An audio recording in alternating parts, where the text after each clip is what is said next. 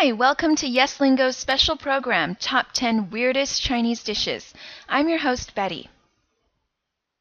Right around 3 or 4 o'clock in the afternoon, when kids get off from school, this is the time when the street vendors come out to play.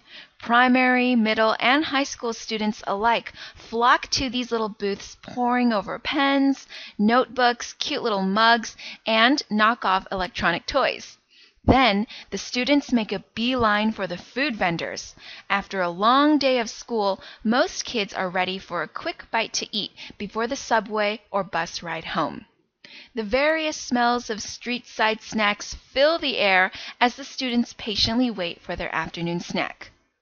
There's the smoky scent of lamb kebabs, the sweet fragrance of candied fruits, the aroma of spring onion pancakes sizzling in oil, and then there it is, the unmistakable smell vaguely reminiscent of a public toilet.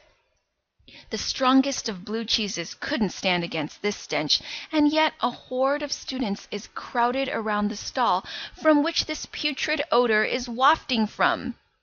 That's right, folks. They're in line to fill their tummies with chou tofu, stinky tofu. Now, you're probably familiar with tofu, a soy product that is relatively low in fat and high in protein. Spicy tofu, a famous Sichuan dish, features it cubed and cooked with hot peppers and minced pork. Some people like to eat it sliced cold with soy sauce and preserved eggs. In fact, more and more people around the world are incorporating this food into their diets. Ever heard of tofurkey? That's a Thanksgiving turkey made of tofu, especially designed for vegetarians. Well, the tofu we've talked about so far doesn't have much of a taste. Rather bland in itself, tofu takes on the flavor of whatever sauces and spices you cook it in, except in the case of this stinky tofu. This tofu is like your regular tofu that didn't take a bath for a year and then just decided to hang out next to a pile of cow manure. But don't worry, in reality, stinky tofu is perfectly hygienic. It's marinated in a salty brine and then left to ferment, kind of like cheese. And sometimes it ferments for as long as 3 months to develop that really distinct smell and flavor. Don't be put off by the smell, though. Stinky tofu connoisseurs will tell you, 越臭越香. That means the stinkier it is, the better it tastes. Of course, that's open to debate. The stinkiness of the tofu also depends on its cooking method. Now, typically, as a street-side snack, it'll be deep-fried, crispy on the outside and then hot and tender on the inside, and it might be served with different sauces. In the Anhui province, you eat it with spicy red pepper sauce, and in Nanjing, it's served on bamboo skewers dipped in some sweet sauce.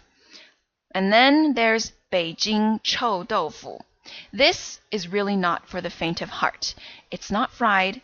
Instead, it's fermented to a spreadable gray mass, kind of like soft, wet cheese. And then you can slather it onto a toasted bun and sprinkle some sugar on top, and you're on your way to becoming a true Beijing yemer, hardcore Beijing local.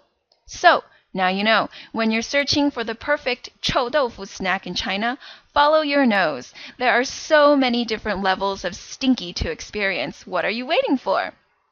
Well, that's all we've got for today. See you next time as we explore more of China's top 10 weirdest foods. I'm Betty, and have a great one.